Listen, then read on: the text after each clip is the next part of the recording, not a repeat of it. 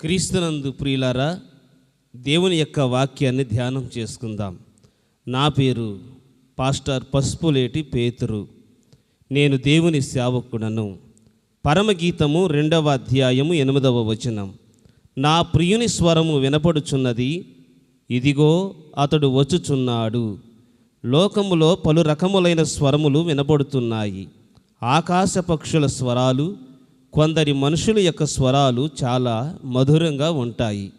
కొన్ని స్వరాలు భయంకరమైనవిగాను, వేదనతో వేదనతో నిండుకొని ఉన్న స్వరాలుగాను ఉంటాయి.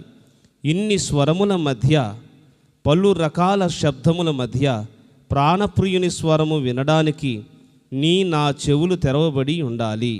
అందుకొరకు మనము ఎదురు చూడాలి. ప్రభువు స్వరము విననీయకుండా లోకానుసారమైనటువంటి విచారము, భారము, బాధ్యతలు మీ హృదయము మీద ఒత్తిడి ఇలా ఎన్నో చేస్తూ ఉంటాయి. ఉదయకాలము మీరు ఆయనతో సంభాషించగోరిన ఎడల నిద్రాత్మ అనే స్వరము వినబడకుండా చేస్తుంది. మీరు దానిని జయించగలగాలి. చల్లబూట ప్రేమపూర్వకముగా దేవుడు తన పిల్లలతో మాట్లాడాలని ఎదెను తోటలోనికి దేవుడు వచ్చాడు. ప్రియ శ్రోత, నీ దాసుడు ఆలకించుచున్నాడు, ఆజ్ఞ ఇమ్ము అని సమూయేలు తెలియజేస్తూ ఉన్నాడు. దేవుడు ఆత్మయ్య ఉన్నాడు. మానవుడు ప్రాణాత్మ శరీరము గలవాడై ఉన్నాడు.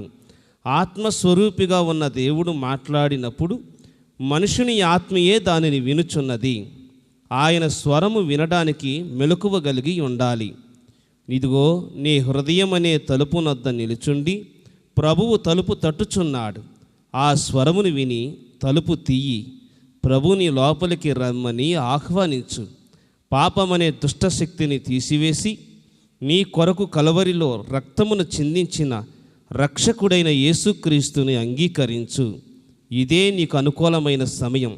ప్రభు స్వరమును విని ప్రభు రక్షణ పొందుకొని ప్రభు రాకడకు సిద్ధపడతావని ప్రభు అయిన యేసుక్రీస్తు నామమున మీకు తెలియజేస్తూ ఉన్నాను. పరమగీతములో ప్రియుని యొక్క స్వరము విన్నది షోలమ్మితి. ప్రియ శ్రోత, వరుడై రానయున్న క్రీస్తు స్వరముని వినగలవా? అట్టి కృప దేవుడు నీకు దయచేయునుగాక.